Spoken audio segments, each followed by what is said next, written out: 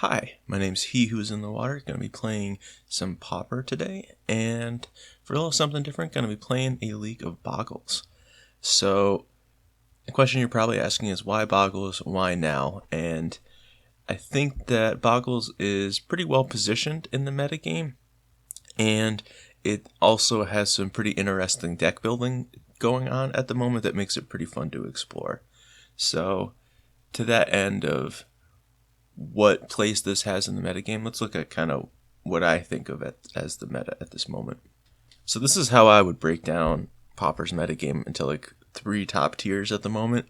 I don't really like to use tier lists too much, so I'm not going to try to die on the hill for any of these points, but this is roughly what I'm thinking of the format right now.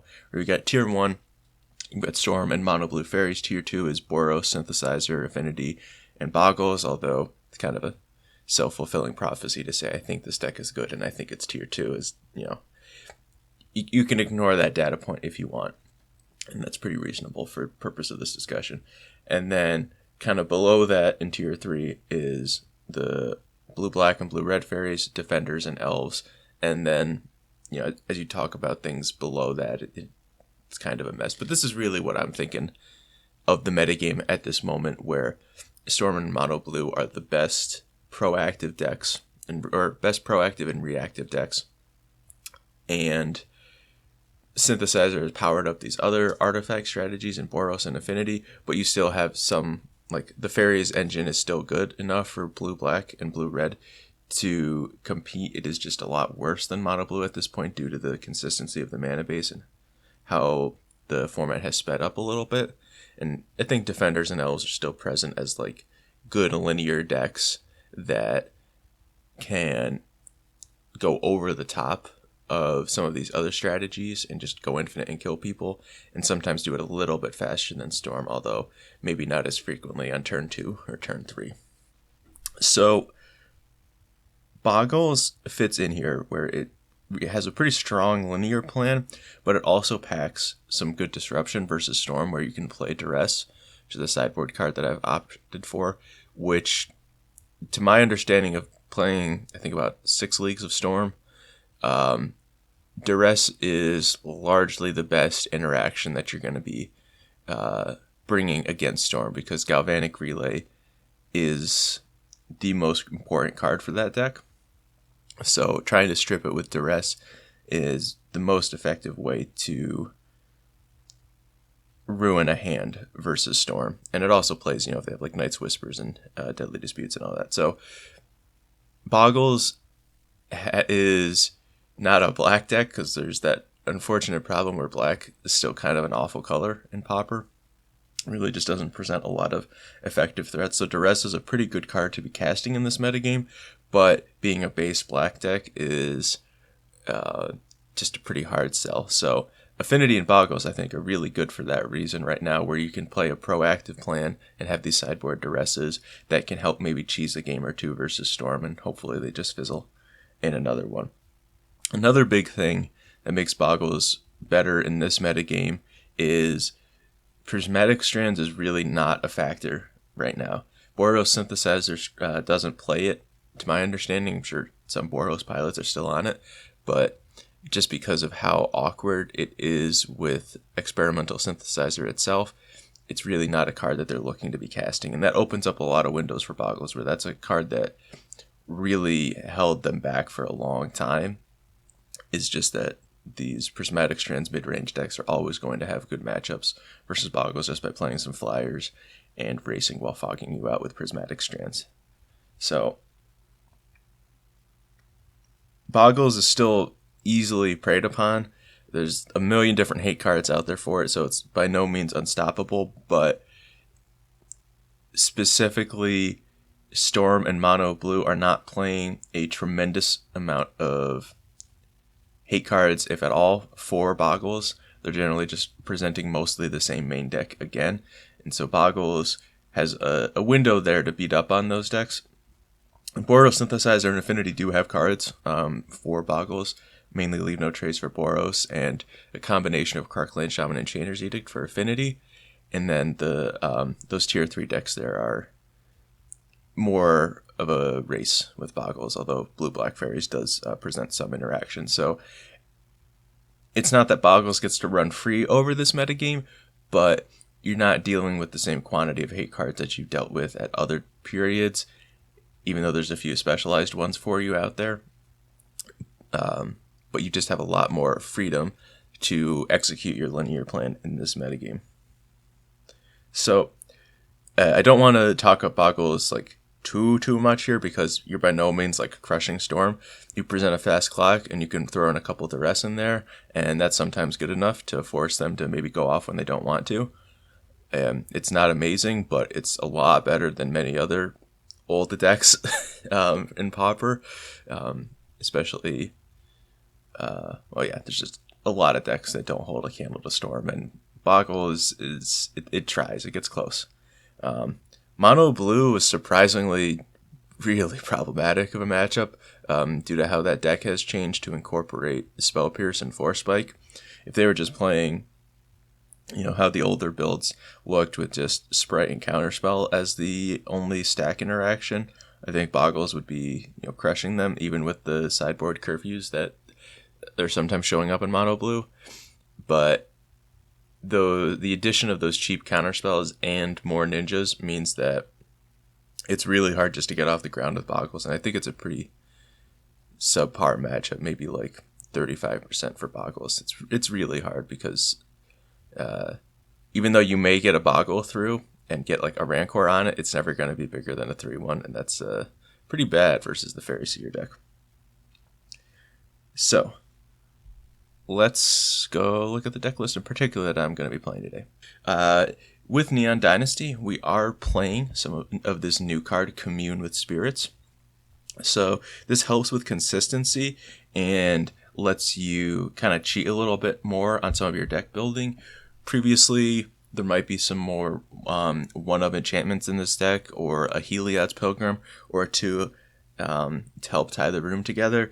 And by playing Commune with Spirits, you can pretty easily cut those, as well as a land or two. So I'm down to 16 lands here because Commune does hit lands, and I really enjoyed that aspect of the card where, you keep a 1-land hand with Commune, and that really, you don't have to get an enchantment with it. And broadening the range of keeps that you can make with Bogles is just a pretty helpful thing. For the mana base, there's a lot of people running Crumbling Vestige. And I don't totally hate that card, but I don't love it either, so I've opted instead just to play some Cave of Temptation and Urban Utopias, which I find help execute the Splash for Duress a little bit more effectively. Sometimes I also see like Blossoming Sands or Ash Barrens or Arctic Treeline in these decks, and I really, really do not find that casting those to be, or playing those lands to be effective, because getting your white spells a turn late is often just going to lose you the game, and basically means that you aren't able to use that card at all. So I like that with Utopia and Cave of Temptation, and of course Abundant Growth and Utopia Sprawl further down here. You do more to access your off-color spells immediately if you have, like 5 mana in more of a late game when you're trying to top deck out to these white spells. I tried Spirited Companion, which is another new card from Neon Dynasty, and really did not like it. Drawing cards is nice for a little bit, but I found that it led you down this path of keeping more dirtily hands that weren't as powerful. And there's still a lot of spot removal out there in the format, specifically Snap and Bind the Monster for Mono Blue. It's awful to go all in on that creature and then have it lose to those. But other than that, our main deck here is just pretty stock Bogles. In the sideboard, not a tremendous amount of surprising choices. I've already talked about Duress, basically just for Storm. Certainly comes into play versus other matchups. I played versus 60 card Teachings the other day, and this was pretty good versus that. So it still has some random value playing in a league and hitting some random spells from your opponent. Standard Bearer is primarily for the mirror and heroic. It's very powerful in those matchups. I don't know if it's entirely necessary with how prominent these decks are or how heavily played they are, if it's really worth the sideboard slot, but I've generally been pleased enough with it that I don't see the need to cut it. Crimson Acolyte is okay versus burn, but really this is going to be the plan versus Affinity to get stick a creature that can't die to Clan Shaman in the early turns, as well as just helping up your creature count in that matchup to adjust for the sideboard Chainer's Edicts that they have. 4 Scattershot Archers is a lot, but I really like this for mono blue. It's felt like the best way to make that matchup playable because you have such a small window for putting your spells on the stack and having confidence that they're going to resolve, that you really just want to look for any hand that has Basic Force and Scattershot Archer on turn 1, where they're least likely to interact with a creature. It basically becomes Snap or Force Spike or Bust for them, and really helps slow down their game plan so you can execute the rest of your spells. And then I've got 2 Young Wolves because I am going to be playing a Magic the Gathering online league. And that means I'm probably going to play versus Black Midrange at some point or another. There's going to be some mono black control players out there. There's going to be some Pestilence players out there. There's going to be the occasional Tortured Existence gamer. So, I guess I don't even know if Young Wolf's great versus Tortured Existence or how many edicts they have. But the point is, it's a very good card versus those decks. So, I think those are common enough in the leagues that it's worth the 2 sideboard slots with how much they can swing those games. And the other new card that we have here is Tamiyo's Safekeeping. And this is to basically take the place of Flaring Pain in the sideboard, which has been a pretty staple card of Bogles sideboards for a long time. But this is really just a nod to the change that Boros decks at the moment are playing Leave No Trace instead of Prismatic Strands. And this will counter a Leave No Trace as well as playing versus a wide variety of strange sideboard answers that players will throw at us. So I like it. Might not be the best choice overall because certainly Flaring Plane has other text versus somebody playing Tron or other Moments Piece strategies. So it's not perfect. But I'm going to try it because it's exciting and new, and I think it can do some pretty interesting things versus Leave No Trace. So that's the deck, and we're going to hop into a league. All right, round number 1, we are up against Luffy. They play, generally in my experience, exclusively Affinity. So this is a tough hand to evaluate versus Affinity. We do have Armadillo Cloak, which is pretty exciting here. I think I'm inclined to keep this, actually. And we're really going to be using Commune with Spirits here to try to hit that land drop. So I think on the draw, this is fine. I do want to be taking my time a little bit more with the mulligan decisions because, we're playing Bogles. This is not we're not going to time out with this deck. Don't need to be worried about the clock. What we do need to be worried about is making the best mulligan decisions we can. So I think I want to lead with Scout here because I want to delay the decision on Commune with Spirits as much as possible. Like if we hit a land drop here, we might do something different, but if we just don't hit another mana source, then I would really like to Commune into Forest and get the Rancor going. Okay, this is pretty bad, but I think we can play through this.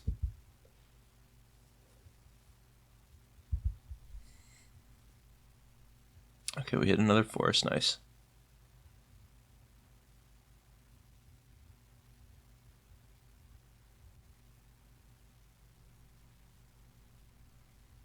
So here, how do we bait out this Clan Shaman the most effectively? I think I want to Rancor on Glade Cover Scout and then attack, see and offer that trade, because I feel like if I attack right now, they won't do anything. They'll just take the 1. Yeah, so I think if I Rancor here, I like this the best. If they do take the trade, then I can put in Slippery Boggle and start developing again, which I want to do quickly before they can Blood Fountain this back. But if they just take the 3 here, then I can cast Commune with Spirits and hopefully develop out a little bit more. But I probably want to like try to make this a little bit juicy for them, so that they have to sacrifice a land here. That's probably going to be good tempo for us. Unfortunately, I don't have anything else to like really sweeten the pot here. Then this Rancor is a 2-for-1, but in all likelihood, they're going to be patient here, and I'm just going to Commune with Spirits.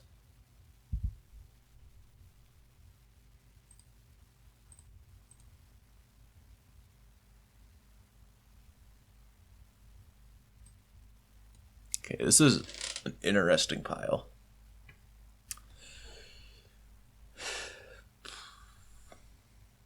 I don't think we want Sentinel's Eyes, and I don't think we want the Forest. So then, what do I want of Ancestral Mask or Utopia Sprawl?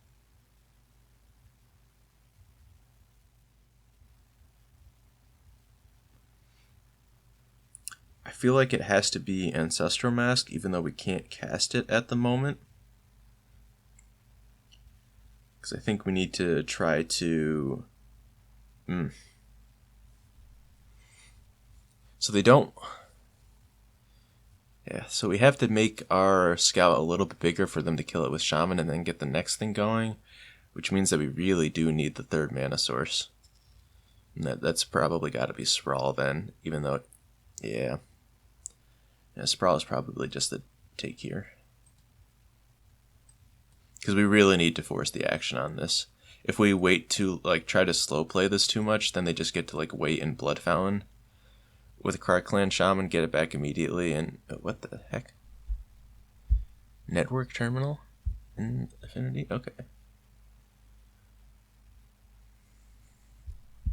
So I think we just attack again. And then we'll go Sprawl on white. Yeah, no, I think we Sprawl on white. And then Utopia, our Forest here. There's no single draw that we hit here that really matters about the sequencing here. Okay, so we have another mask. This is good. Okay. So now we can, on our next turn, go Armadillo Cloak.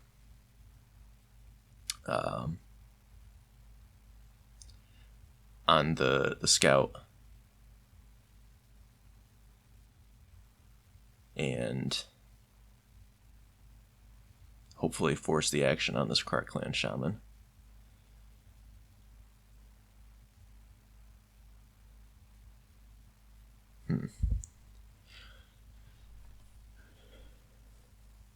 We have to mask now.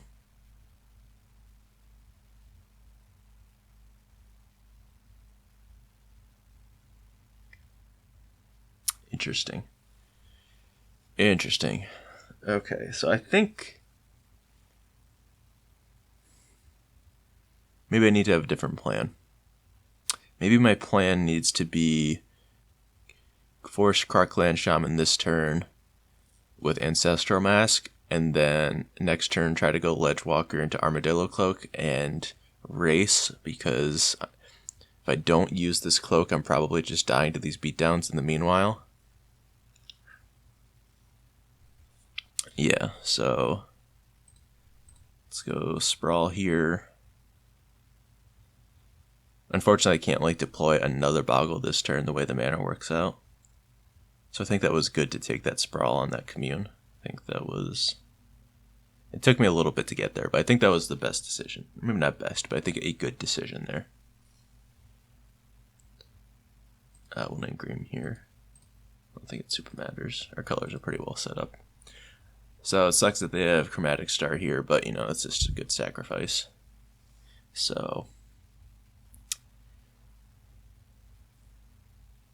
we're taking 12 basically, plus whatever they have this turn.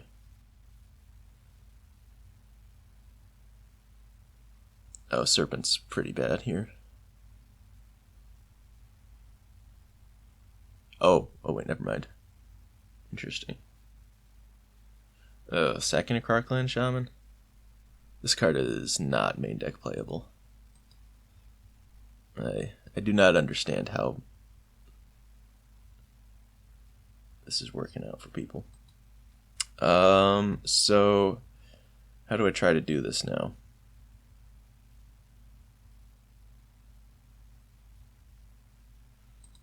I guess I need to play Slippery Boggle and put the Armadillo Cloak on it.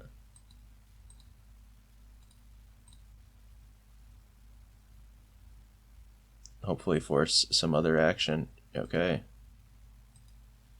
And now we deploy our Boggle. And hope to rip a life gain or another Armadillo Cloak this coming turn cycle.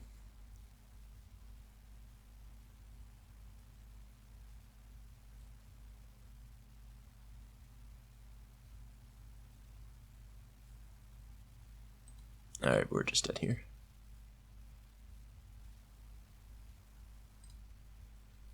Alright, so Crimson Acolyte is going to be coming in. And I want to lose Ram Through and I think one Commune.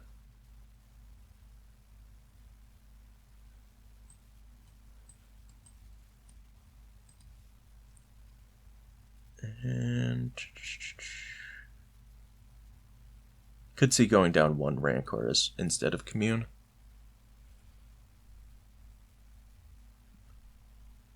But, yeah, maybe I'll do that instead. Be slightly more responsible about not siding out my cantrips. Cool. Now I'll run it like that. So even though they do have Chainer's Edicts coming in out of the board, I don't think Young Wolf is where you want to be.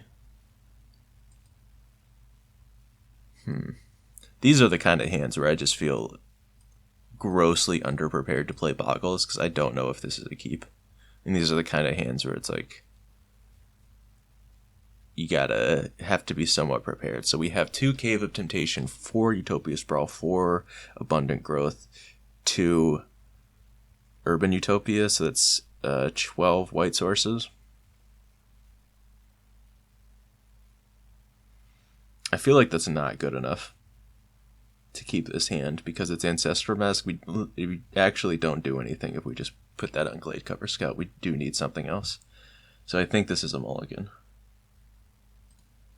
And maybe that's, painfully obvious to those of y'all watching, but it takes my brain a little bit to get there on some of these things. Alright, so this is a reluctant keep. And I think I'm going to put back the Sentinel's Eyes so that I can try to play through this way. I do like the Vigilance on Sentinel's Eyes, but because the thing that kills us in this matchup is Krarkland Shaman, the additional 2nd toughness is not actually a huge deal a good portion of the time. Just try to get some pressure going here. If they have Vault of Whispers, Chainer's Edict, then I'm pretty okay with this exchange. But now I will attempt to play around it with a 2nd scout, try to push more damage here. This is obviously much worse versus Krarkland Shaman, but it is what it is. Probably they take Rancor here. Okay. Oh, I see.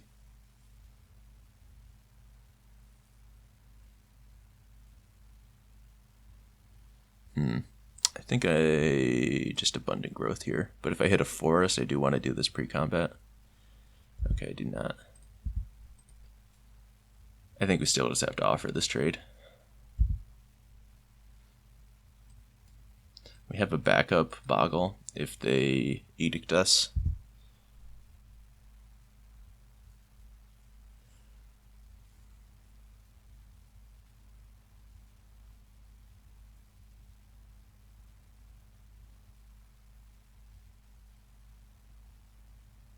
probably take Sprawl now.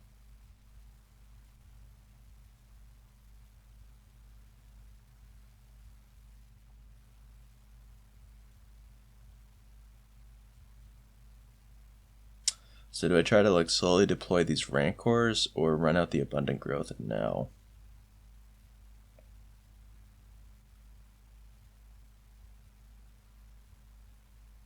We've got 13 forests to draw to that make the growth now good.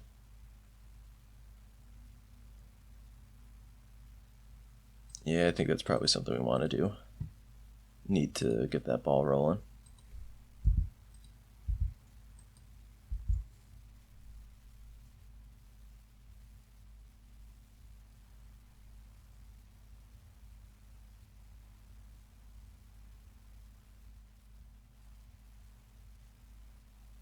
But yeah, I don't think we're going to be winning this one. Okay, we'll hit the forest, so that's good. So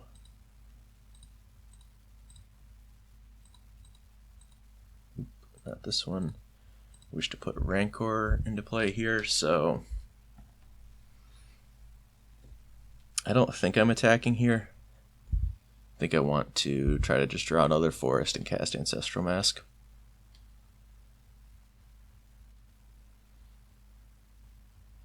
But we're taking 9 here just on combat damage. So we're at virtual 5.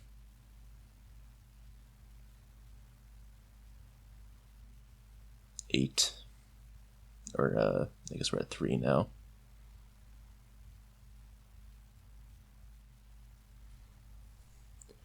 At a virtual 1.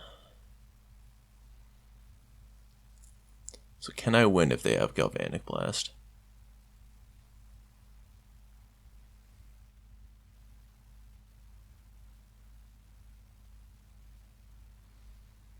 Nope, just dead. Alright. See you for round 2. Here we are for round number 2 versus Satan Raken. So they're probably going to be playing some Storm. Over there. Once again, this hand is probably not a keep. It doesn't do anything without a white source, and we really need to be mulliganing aggressively in this matchup. And this hand's great. Bottom of forest, so we can go turn 1 scout, and then turn 2 growth into armor, redraw the forest anyway, so just very clearly the right decision there. We'll see what we can do here. If they go off right now, we're in trouble, but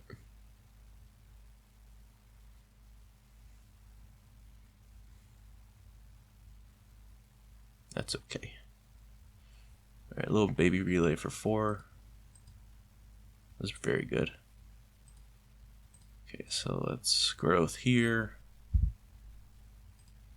Cast our ethereal armor. And get slapping.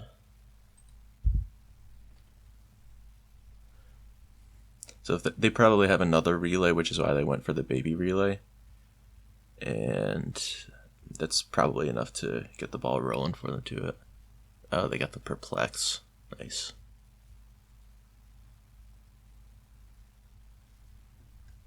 I do really enjoy perplex in that deck.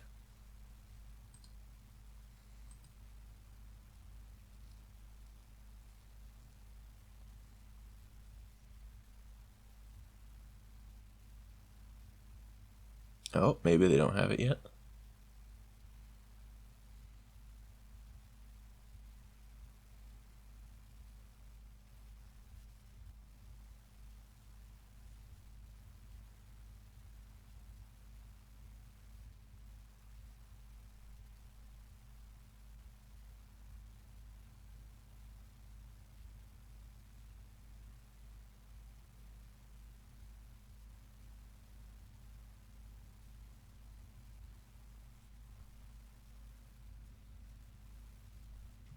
Let's see if they have the other relay as well.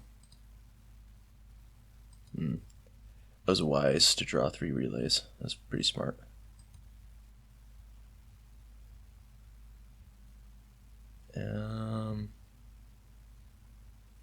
Yeah, there's nothing we can draw.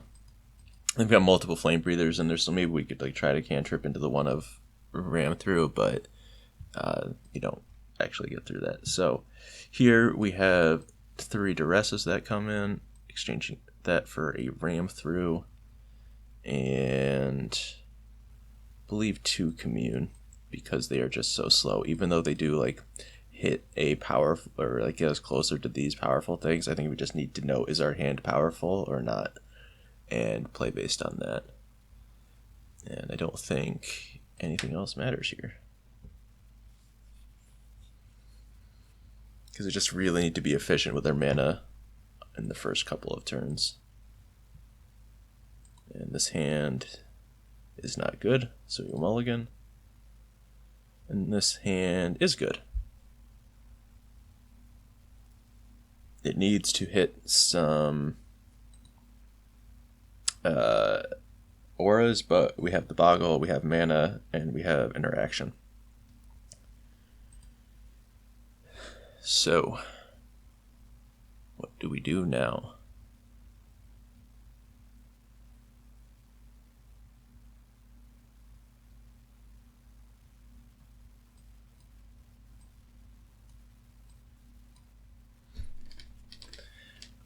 So do we go Utopia Sprawl or Abundant Growth?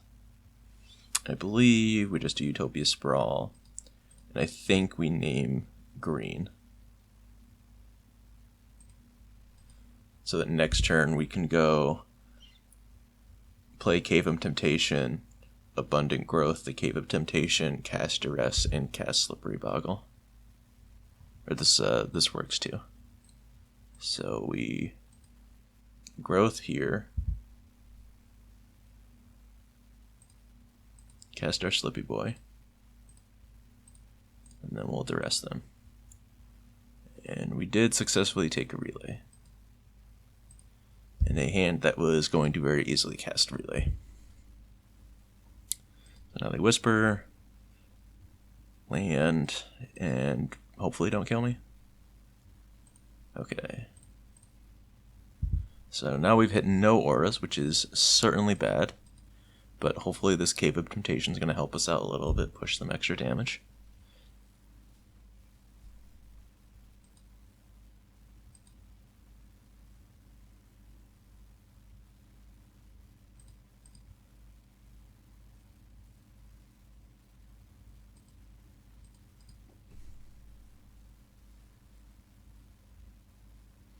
Hopefully they did not go relay. That would be bad.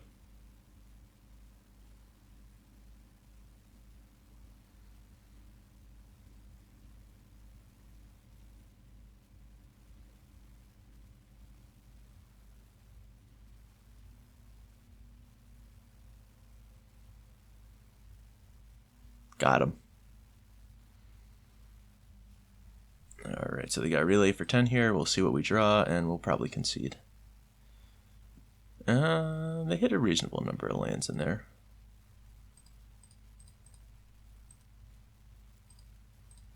We'll see what we can do. Maybe I'm supposed to mulligan a little bit more aggressively this matchup.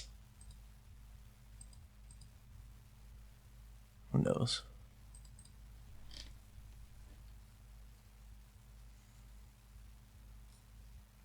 They don't have a tremendous amount of mana in this pool, so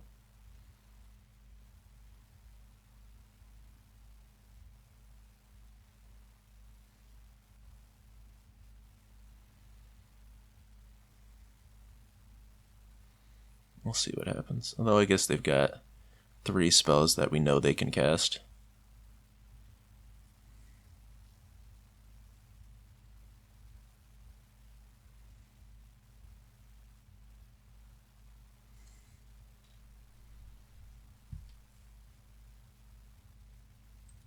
Alright, so we know that's lethal.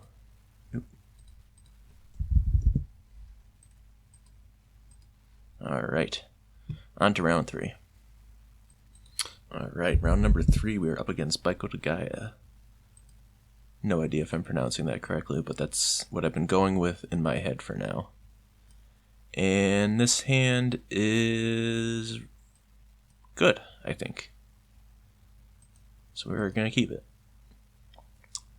Not sure what my turn 1 play is going to be.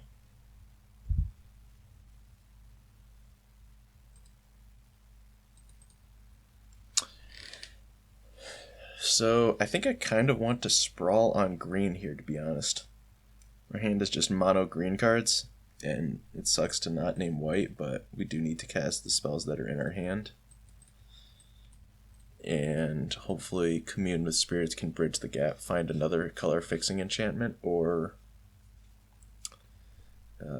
like that. But let's just go Scout and Rancor for now. If we draw a land, we get to go Ancestral Mask. If we don't draw a land, we get to Commune, and then Urban Utopia.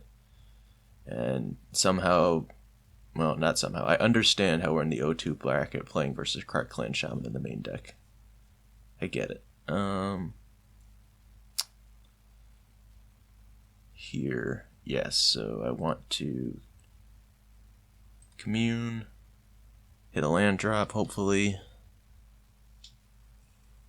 Ethereal Armor is nice, but I think we just have to take the land here to function. Do we? No, we take Armor.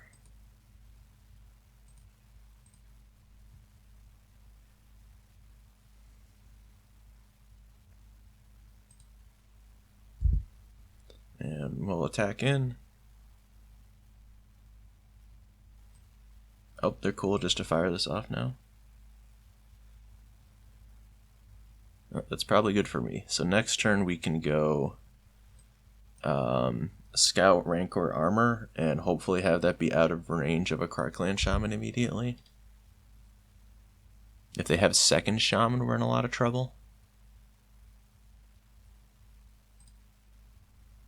I guess we'll do Slippery Boggle, mix things up a little bit.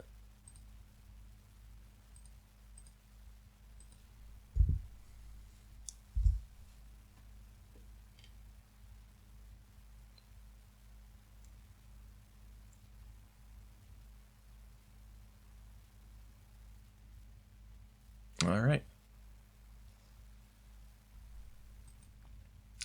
We have won our first game in round 3. So we're bringing in these 2 Acolytes again and take out the Ram through and Rancor, I think was the play we set before. Yeah, I like that. And we'll resubmit. So one thing I've enjoyed in this metagame, I have not played a tremendous amount of Bogles before, certainly done a few leagues here and there, but what has always been intimidating to me about the deck is it's a deck that asks for a pretty large sample size because your deck is just so swingy that you need to just get in a lot of games before you get to see how good or bad you're doing. And just because you're going to run into some unfavorable matchups, you're going to run cold. It's not like you have this insane cantrip engine that just lets you have adequate hands in the majority of your games. You're going to run bad sometimes, and you're going to run hot sometimes. So you just got to like play enough to not be, or you got to dig into it enough to get a large enough sample size to have a good feel for the deck. And I feel I've been able to do that in this metagame. And it's been fun to do since it's like reasonably well positioned, even though we're running bad in this league. But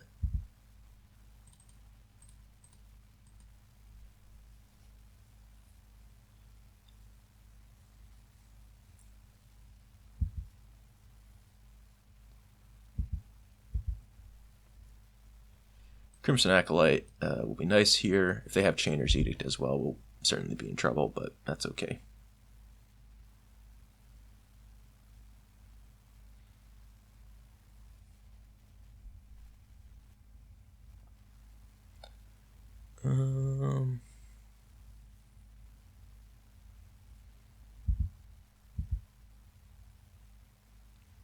It is tempting to run out my cantrips, but I think I'm still just going to Crimson Acolyte.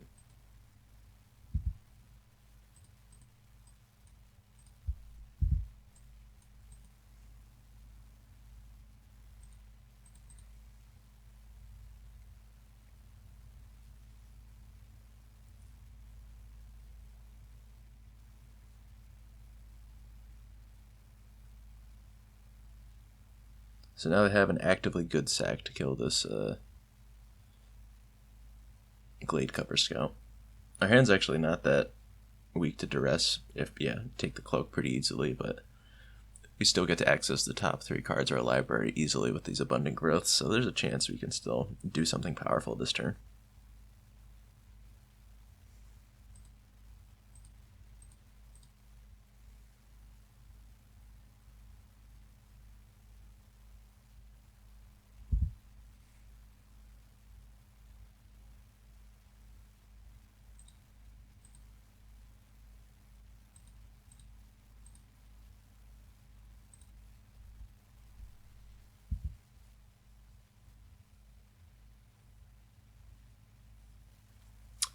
Rancor is interesting here. So, like, what's more valuable?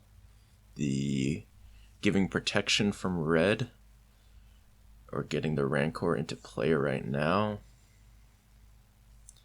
And I think it's getting the Rancor into play because they might have another duress that they're waiting to fire off. Putting the Abundant Growth on the Cave of Temptation is a little awkward here because I do have an interest in sacrificing this at some point, but I'm not convinced it's going to be a huge issue for this game. So I think that's better to be slightly more mana efficient on that turn. And are we just dead? I think we're dead. I'll take my 2 damage. So they have an additional 10 on board.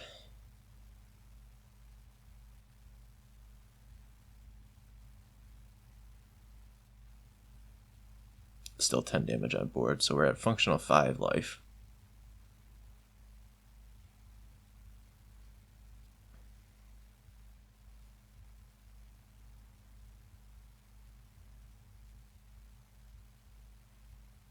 Three.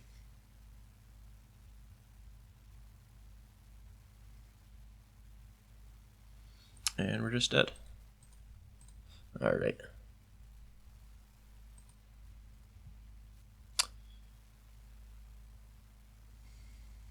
Yeah, I don't really see anything. Like, a ram through it can play a little bit through that game, but I think if we have a big creature, then we don't need to try to do too much damage there. So I think I like just resubmitting here.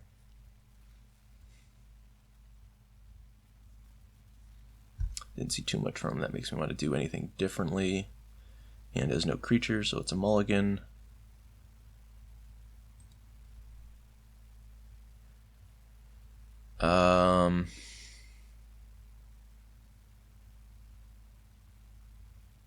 This is a tough one. So we have some cantrips here that there's a reasonable chance we can keep this.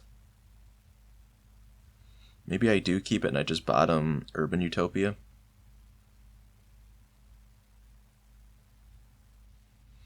Yeah, I think I like bottoming the Utopia here.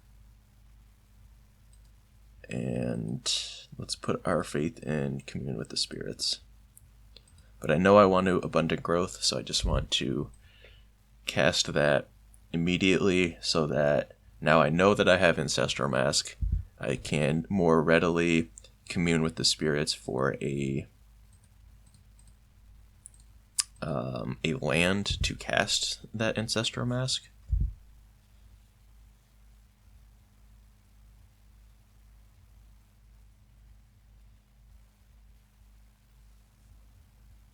Or I guess now we're going to be looking to commune for a payoff spell again, which is fine.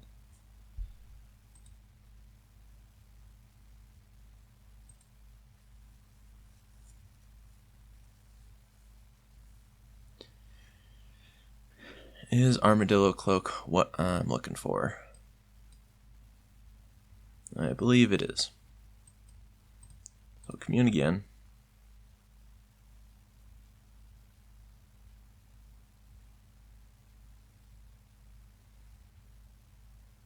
And as bad as our hand is, I think we might just have to take Sprawl here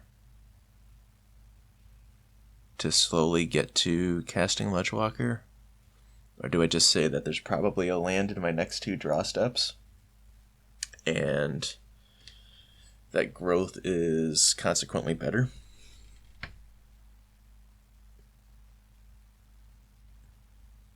Do need to be a little bit greedy to try to actually win the game. So maybe growth is the play.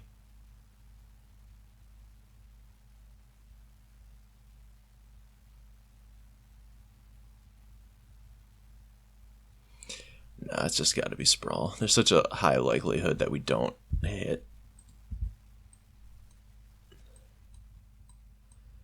In this turn, we can just go Sprawl in this forest, name White, get Acolyte into play, and hope that that gets us there.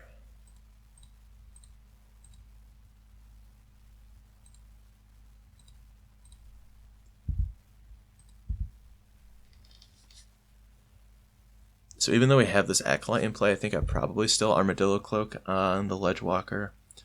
Pseudo Flying is just really important in this matchup, and I think we're kind of past the point where they want to Cart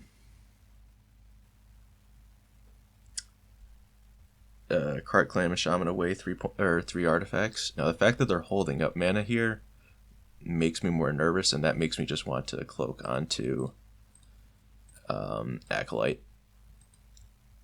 Especially since we draw this armor so that our Acolyte doesn't just get bodied by a single Mirror Enforcer.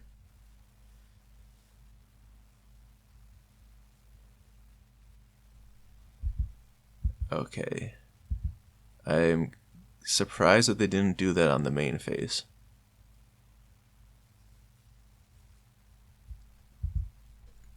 Because that seems like a Frogmite would have been pretty good on this board. But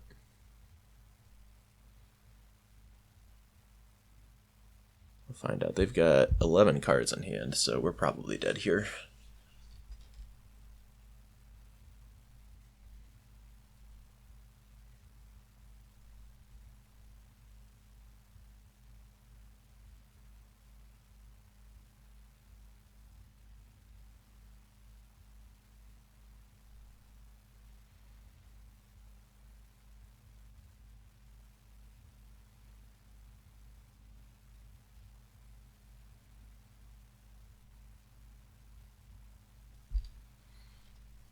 Okay, so we get to Sprawl here, name White again, so we hold up double Acolyte activation if that matters. It probably doesn't, but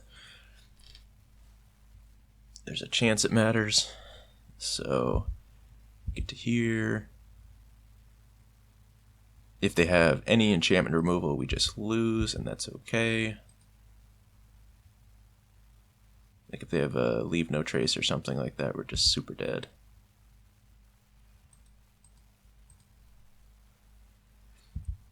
And in case they're able to Wrath our board here, I don't think we want to play either of these other Slippery Friends. They have Reckoner's Bargain, sacking Mirror Enforcer, we play on for a bit longer. Yeah. Oh, sacking Frogmite, I see. It's probably better.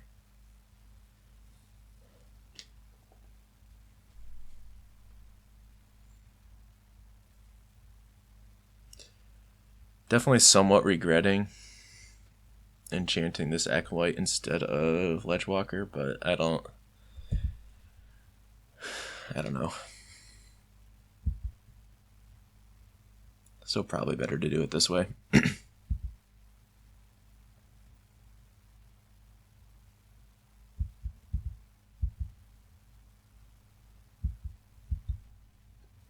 I think we're dead to double Disciple Cart Clan Shaman, but I think we're in reasonable shape otherwise.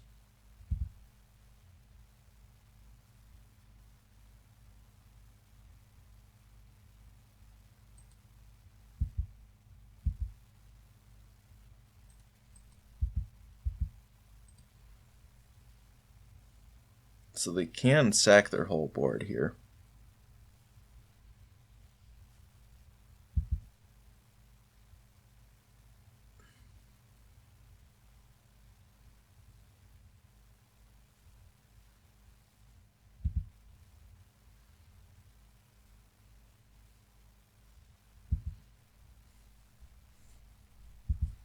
Armadillo Cloak, very importantly here, letting us race. If we weren't gaining life here, this would be really terrible exchanges for us. And still just hold on to our creatures.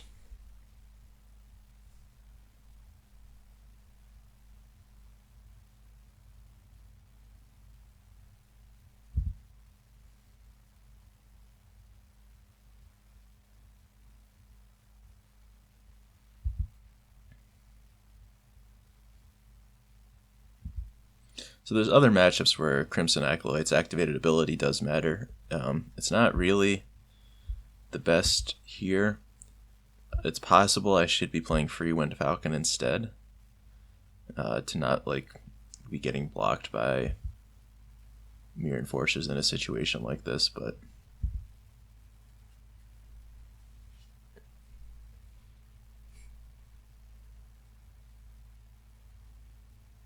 I think we're also in reasonable shape.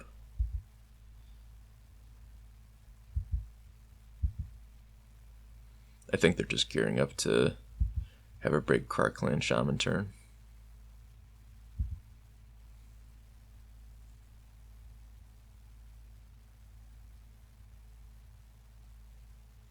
And with that in mind, even if we draw another aura, I don't think we do it right away.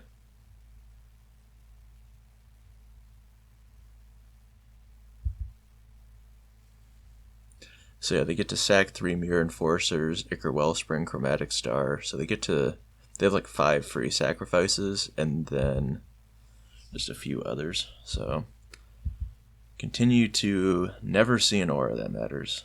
Just don't have them in the deck.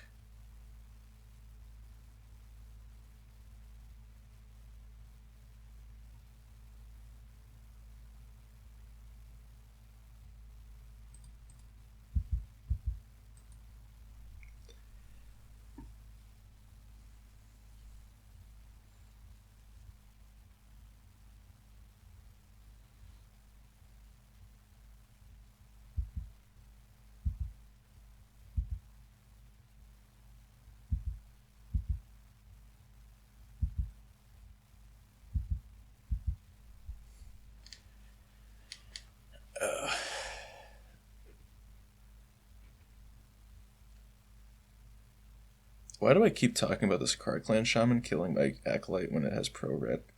I'm so sorry. Just dead set on thinking I'm losing this game, and I just got a pro-red creature here. Although it's still activate Shaman for 1, access a Chainer's Edict, and the game is still over. So it's not that bad, or not that far off from accurate. And at this point, it is unlucky if they've looked at the top 32 cards of their library and haven't seen any of their 4 Chainer's Edicts in the sideboard. That's, pretty lucky in my favor.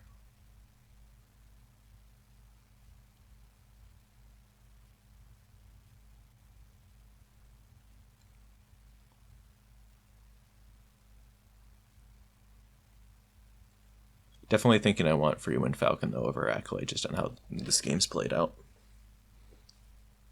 It's been on the back of my mind for a little bit, how those two match up, and this has been a pretty strong argument in favor of that one.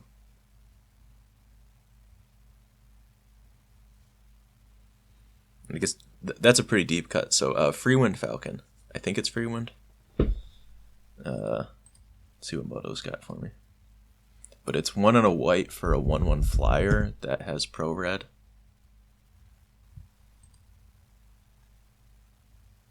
Oh, I guess I don't have one. Definitely seen it though.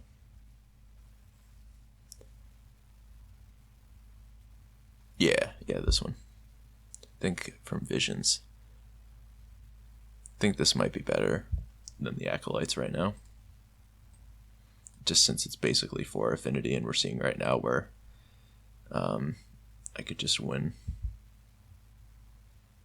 Okay, they don't have the flashback on that, but they probably have the second edict.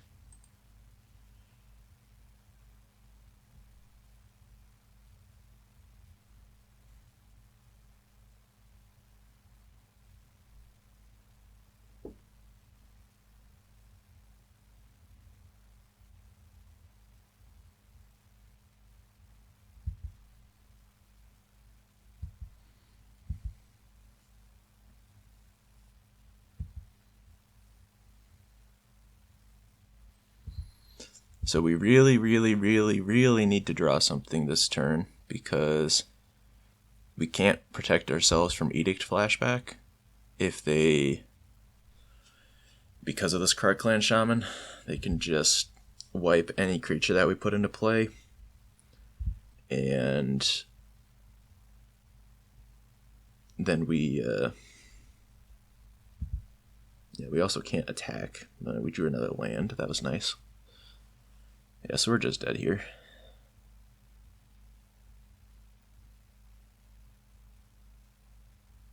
Right, there's nothing we can do.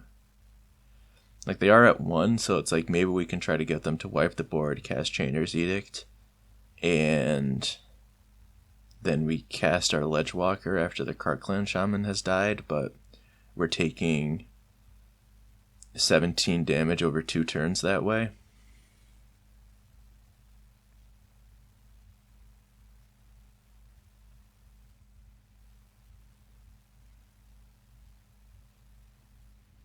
At a minimum, taking 34.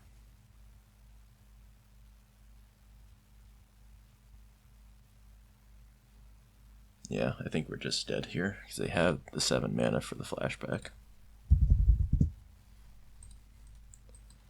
Alright. We'll see you for the next round.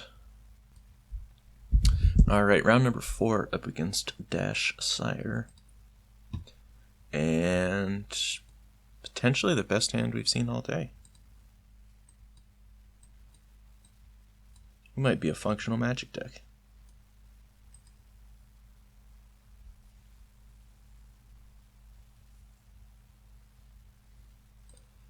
Alright, turn 1 Scout, so we can go turn 2 Growth into Armor. Ram through is just okay here because we don't have a trample, but it's Storm, so we're probably dead. Although we are on the play, so we might have a chance. If we can hit another Ethereal Armor effect, that could be enough to stitch this together. And Cloak's actually a nice pickup here.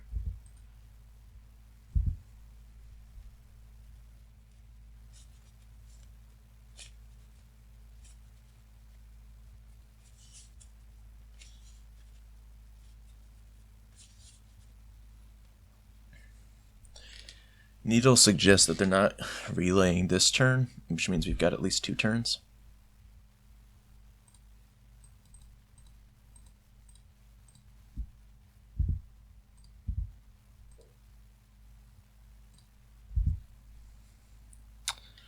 Fortunately, this ram through, although now it is turned online, I don't believe is going to kill through a flame breaker, or a breather. Excuse me.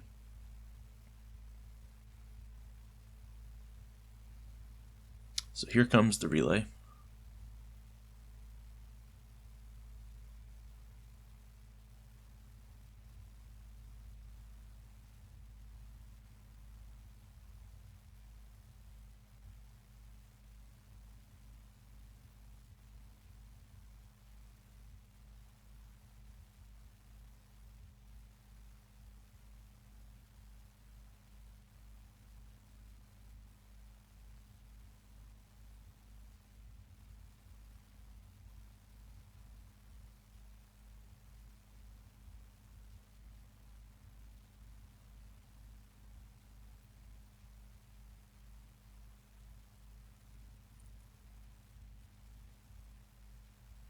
Okay, Whisper's pretty great for us there. That means we got a chance.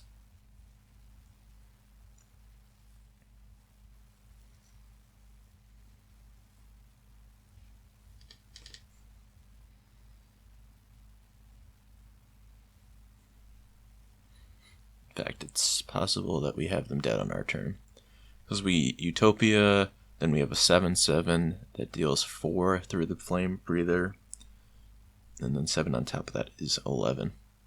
Oh, and they bricked on the relay. Okay. That's kind of why you have to mulligan to relay in that deck. Alright, so we got Duress, in for Ram Through, and 2 Communes. And yeah, we'll run it like that. Having removal for Flame Breather is unlikely to really make or break a game, and I'd much rather have Duress.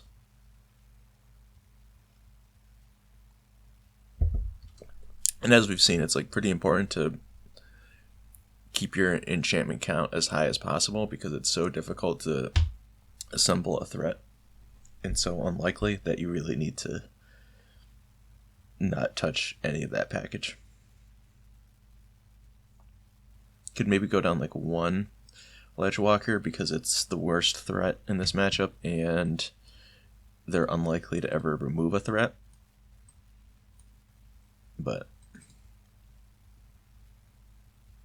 I don't feel too great about that. Hand is an easy mulligan.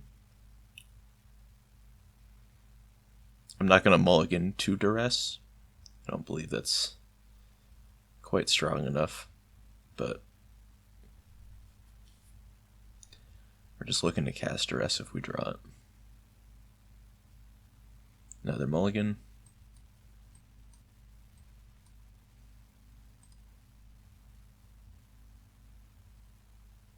This one's closer because we do have Duress and a couple of cantrips. So if I were to keep this, I think I would put back Commune and Sentinel's Eyes, try to cantrip into a creature and have the Duress. The 4-card hand better than that, and it probably is.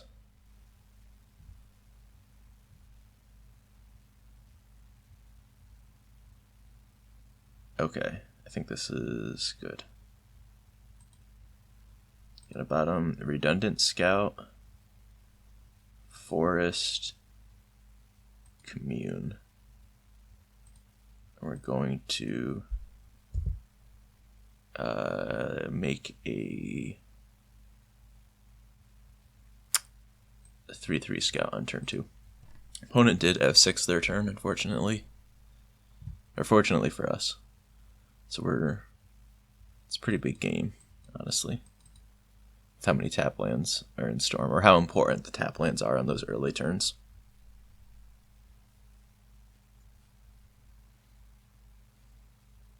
This is nice playing versus Storm because like there's not a ton of interaction that they have for our hand, so it's easier to mulligan aggressively. As we've seen like versus Affinity, it's hard to be super aggressive in your mulligans because they have Changer's Edict and Karkland Shaman, so they can undo a lot relatively quickly. So you have to be a little bit more conservative with your keeps, but Storm is just... it's a race.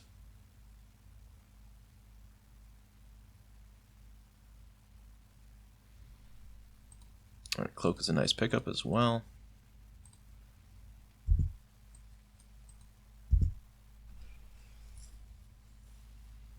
Duress here would be a little sad. Yeah. At least we have a second enchantment.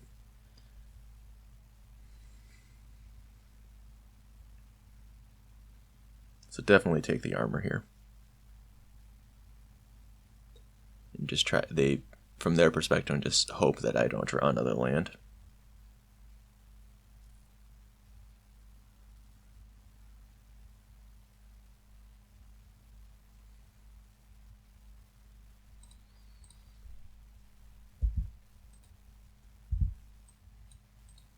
So if we draw a land, we cloak first because it's the same damage. We just get extra lifelink.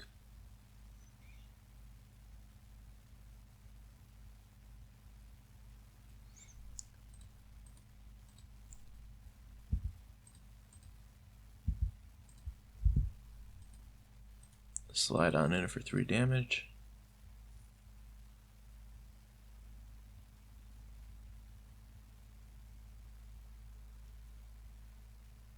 So they did miss their subsequent land drops, so maybe they didn't F6 on the first turn. Maybe they just kept a strong 6 that had no land drop. Which is certainly possible.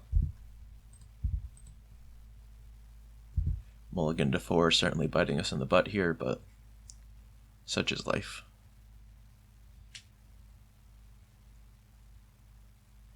Curious what they take now. It depends on the context of their hand, too, because if they're all in on a relay that they're struggling to get to, then they might need to really take this duress. Otherwise, it's just Ancestral Mask, if they feel like they've got enough time to set up.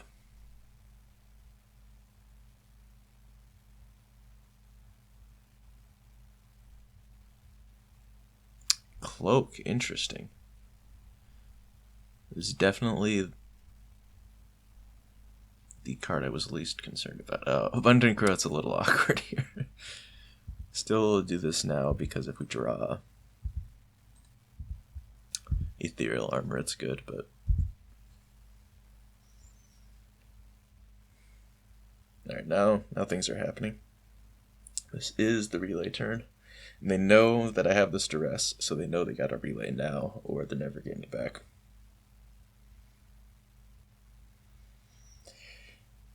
If we draw a basic forest, of which there are 13 still on the deck, we have probably lethal. Exactly lethal. Because we'll have 8 enchanties in play, so that, or 4 enchantments in play, so the mask will be +8/+8.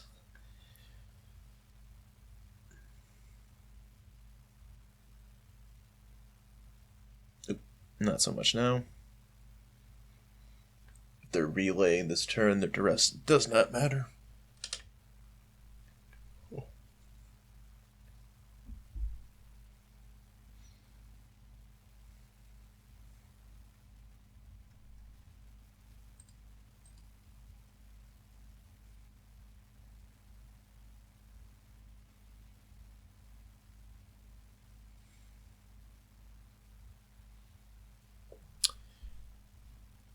Okay, armor's good here, that's for sure.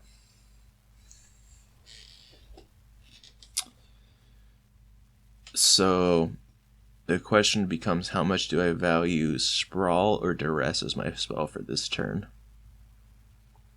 If I cast Duress, it's pretty low impact, but maybe a ritual buys me enough time to spread out damage over 2 turns. And the Sprawl is better if I'm trying to top deck Ancestral Mask or Armadillo Cloak.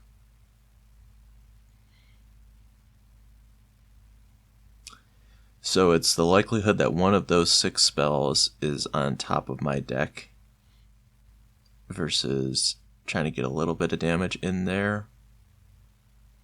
This is a really interesting spot, actually. Because it's not even like, oh, like, let's run the calculation of how likely am I to have that 6 out of 49. It's, is that necessary to win? Like, do I have to play to that out?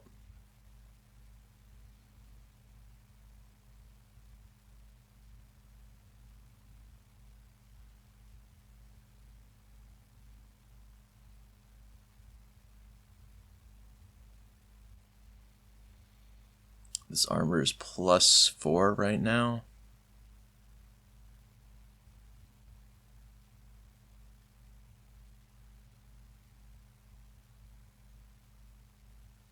It can be +5 with the Sprawl. So I don't have lethal. I've already cast one Night's Whisper. They don't have any in exile, so I'm not like cutting anything huge off there.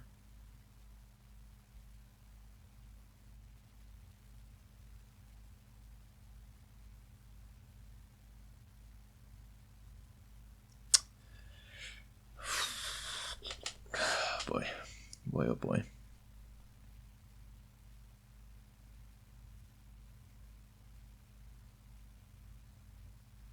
And so even if I don't deploy the Sprawl this turn, the armor is still like pretty easily lethal next turn. Yeah, so I think it's just duress here. Oh, maybe that was a long-winded way, and maybe it shouldn't have been that complicated, but we do hit a relay here, which is nice. We like to leave them with that whisper that they cannot cast. And now we let them do their thing. So because we're going up to 8 here, so on our turn, I think this is what does it for me, where they have 2 Flame Breathers. If they play both of them, they only have 6 toughness in play. And then we play the Sprawl on our turn, and we attack with an 8 power creature. They have 6 toughness to block with the 2 Flame Breathers, and that's not going to be enough. So they kind of need to kill me this turn or access the 3rd Flame Breather. And I feel like that puts us in a reasonable spot. Or makes them, play from a position that they may not want to.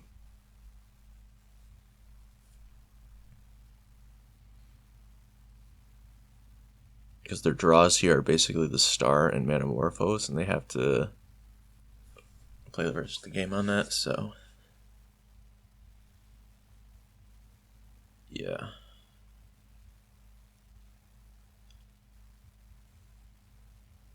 Like, obviously feels good to hit relay with that duress there, but I don't think that's even, like, the crux of this game, because, like, if they went relay now, they'd still be dead.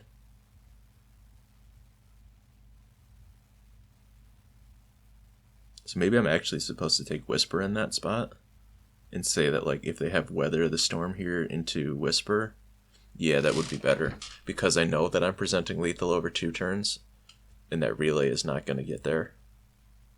I probably should have taken the Night's Whisper, actually. Because we know they have these Manamorphos in there, so like they have access to the green if they want it. Okay, yeah, so not the... For how long I tanked on that turn, I did not end up with the best line of play, but that was still reasonable, and that's, that's why I think Bogles is, better versus Storm than a large variety of aggro decks. So, yeah. See you for round number 5 and close it out. Alright, 5th and final round. Try to get some 50 play points back here with a 2-3. Hand is unkeepable. Probably worth noting that this is keepable with a basic forest instead of Cave of Temptation. So certainly a knock against Cave of Temptation there.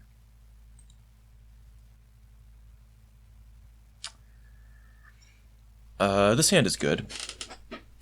So, question is, what do I put back? Obviously, that's the question. That's how mulligan decisions work. So, do I put back a Boggle and just say this is game 1, and I want to cheese my opponent and say that you can't interact with my Boggles? And probably to that end, it's Glade Cover Scout. Even though it's weaker, my hand is a little tight on mana, and that's going to let me be more efficient. I think I want to do that. Could be wrong.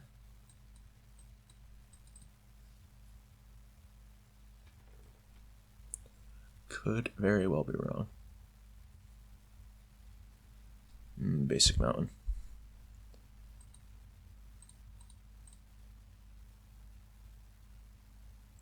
We have the ethereal armor, so I don't think I want to be too cute with this. I think I just want to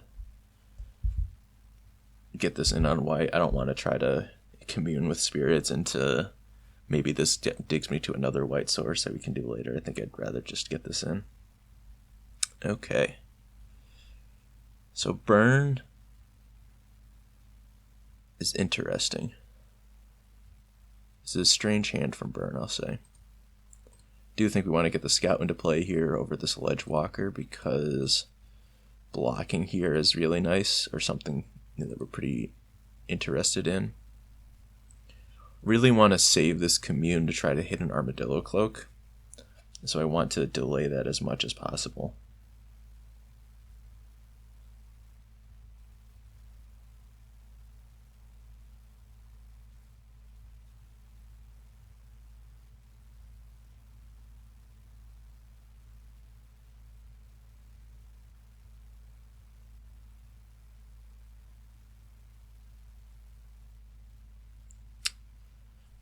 Okay, so now this is interesting. I can commune with spirits right off the get-go and see where that takes. I probably want to do that. Yeah.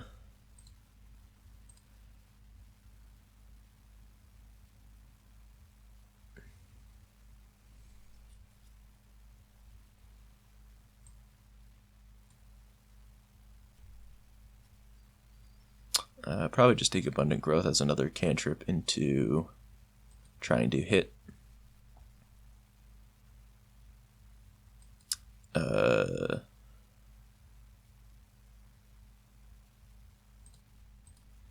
on, brain. We can get there together. Another cantrip into hitting Armadillo Cloak, and I think that's better than Rancor for 3 damage this turn.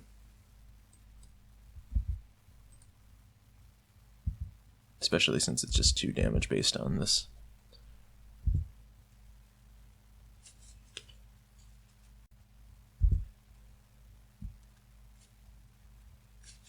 So we do take a damage here from this Epicure attacking. I think it's worth it.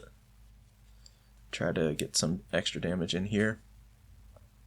But we're really just saying we need either Commune into Armadillo Cloak or the Natty Armadillo Cloak this coming turn, or we're dead, because a 4-card hand is pretty trivially going to kill us with this Thermo Alchemist.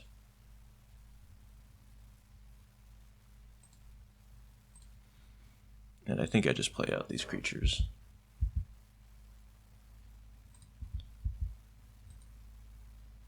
But in all likelihood, we're dead here.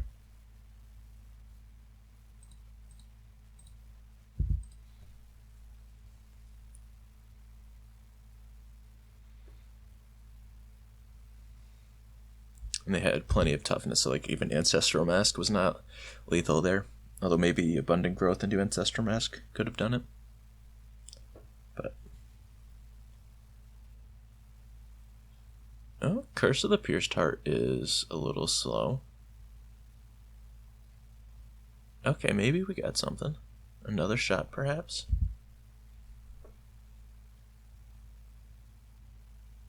Nope. Alright. Oh, still just attack with everything.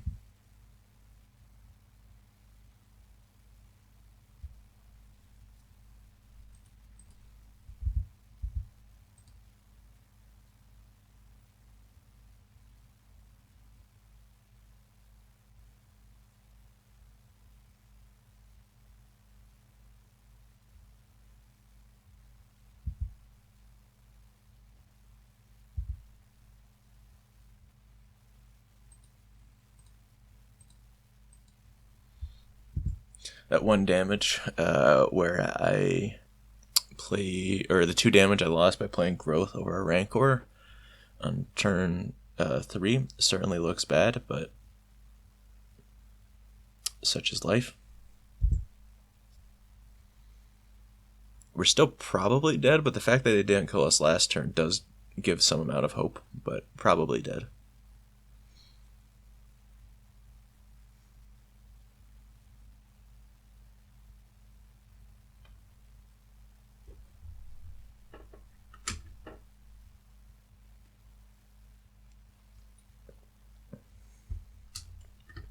Fire Blast, that'll kill you.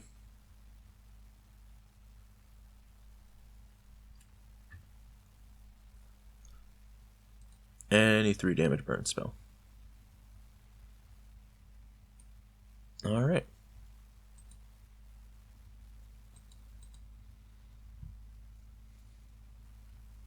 We've wisely defeated Voldaren Epicure yet again. No idea how that keeps happening. It's crazy. Sideboard's weird for this. I didn't really think about a good plan here. Crimson Acolyte's nice, because they'll presumably have like Martyr of Ashes or some garbage like Electrickery. Please don't play Electrickery in your burn deck. Please, please, please never play Electrickery in your burn deck. Or Cannonade. I got main deck cannonaded by Burn last week playing Bogles, and that was just had to stand up and walk away from the computer for a little bit.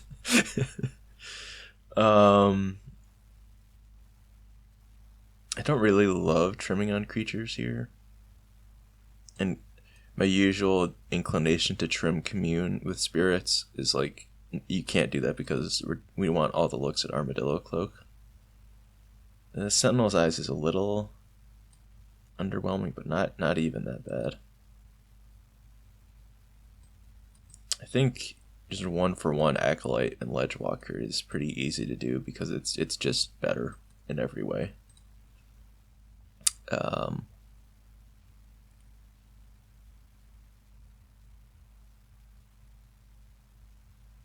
Tamiyo's Safekeeping does protect from Martyr of Ashes, but we can also outscale Martyr of Ashes.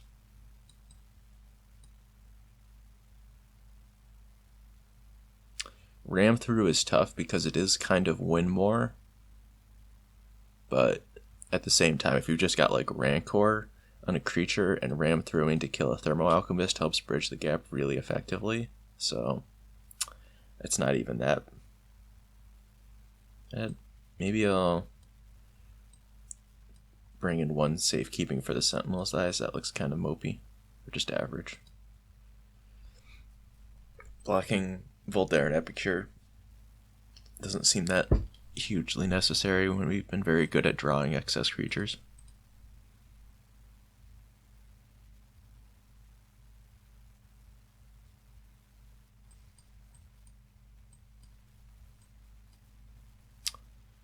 We do have the Armadillo Cloak, but we only have 1 mana, so even though we're short on 2 axes here. We're missing the creature and we're missing the 3 mana. If it was just one of those, maybe I'd consider keeping. Especially not if they mulligan to 6, though. If they mulligan to 6, we can be way more aggressive. And now we will go to 5. And this hand is awesome. So I'm going to keep, I believe, bottom Utopia and Ethereal Armor. Bottoming Armor is kind of lame, but I think I feel good about this decision. Forest off the top makes you just makes you look at that last hand and say, God, why didn't you just bottom a Forest Water? That would have been so smart. And maybe I should have. It feels so greedy, though. Those are the decisions I feel like I'm not super prepared to make with this deck. Okay, turn 2 Thermo. We might just be dead here. That's okay.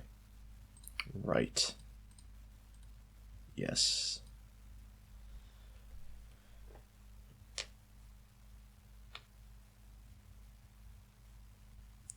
Oh, imagine if I had an Ethereal Armor instead of this Forest, and then I'd be insulated from Electricity.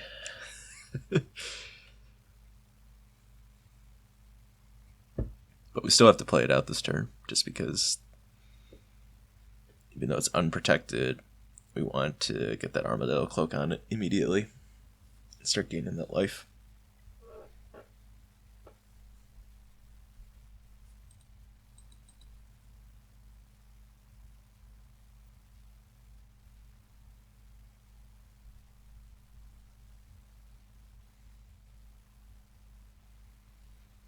Okay, Needle Drop is good. That's very slow here.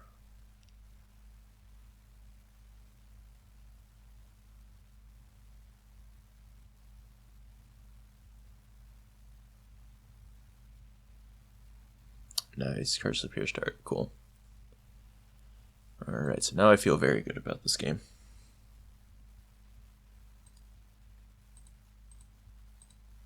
It did not board in any duresses, so we can just freely name white here, insulate ourselves a little bit from Molten Rain, if they want to do that.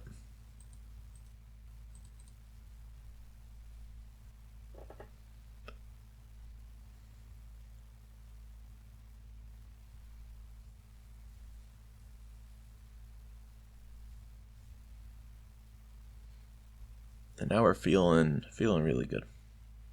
There may be many turns left to play in this game, but even if they get a Martyr of Ashes to remove the Ledgewalker, then Thermo Alchemist dies as well, and that's presumably pretty good for us. I don't think with this mana they can kill me from this point. And in reality, I'm only gaining like 1 life a turn. Oh, wait, does double Fire Blast kill me?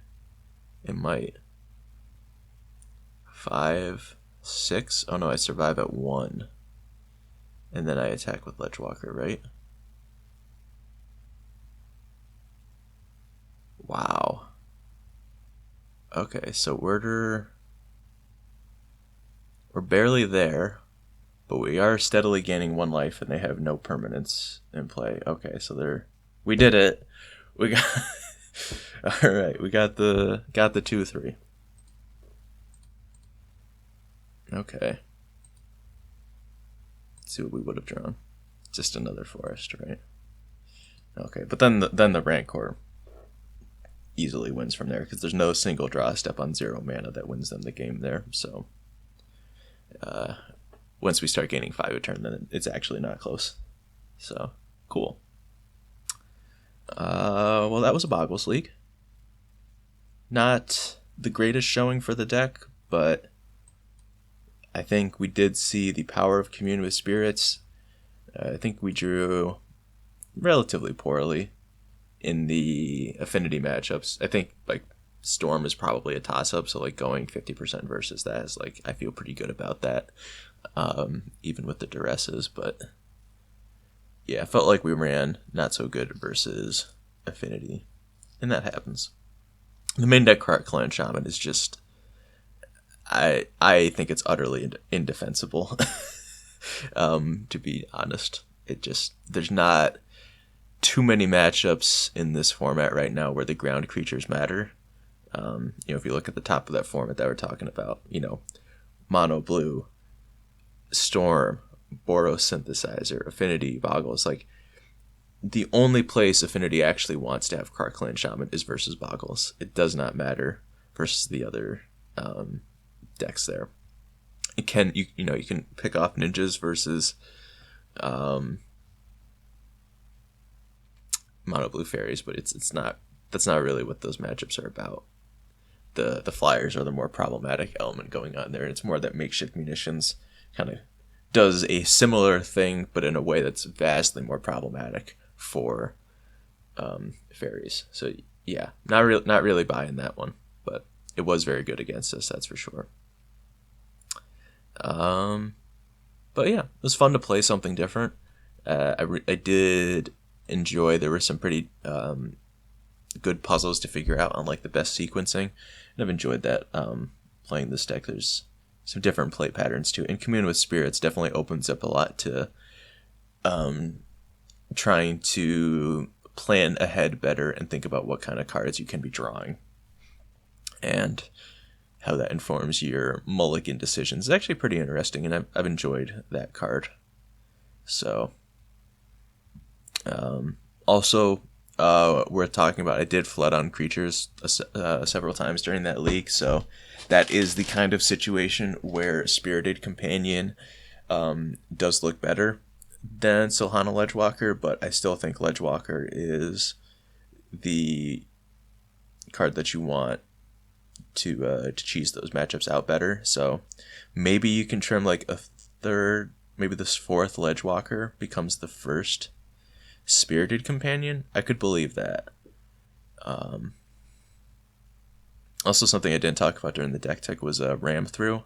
I'm just playing 1 Ram Through, and I think that league pretty well demonstrated how that card is barely good enough to make the main deck at this point. It has its moments where it lines up pretty powerfully, but if you have a big creature, you're winning. And if you don't have a big creature, it's actually really, really, really hard to put together a big creature in this deck. Like, it's not... We cast Ethereal Armor like twice that league, and Ancestral Mask I don't think ever was on a creature that entire league. So it's really hard to get a big creature into play in this deck, and Ram Through is very bad if you don't have that going on. So it is really good as a main deck card when you're like just trying to be as linear as possible. It can break open those games, but there's a lot of times where it just does not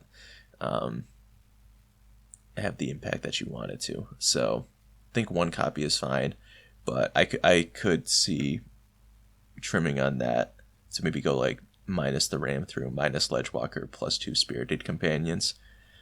13 creatures is still a lot, so maybe that could be a way. And I feel I didn't talk about it in that last match versus Burn there, but Crimson Acolyte is better than the Free Wind Falcon that we discussed for that, where they do have sometimes Electrickery and Fiery Cannonade, and Acolyte is going to be a lot better versus those cards, even though you're not going to see them that frequently. So it's push and pull, but I would probably move to the Falcon for that almost certainly. And I like the sideboard here, generally speaking. Otherwise, I don't know about 3 or 4 Duress. These 7 cards I'm kind of waffling back and forth on, but I think I like 4 Archer, 3 Duress, but I think 4 Duress, 3 Archer might also be possible. But I find I run into fairies in the leagues more frequently than Storm, so I think I like it this way a little bit more. So yeah, that was Bogles League. A little bit shorter than usual, but that's all right. As always, let me know what you think, and thank you for watching. See you next time.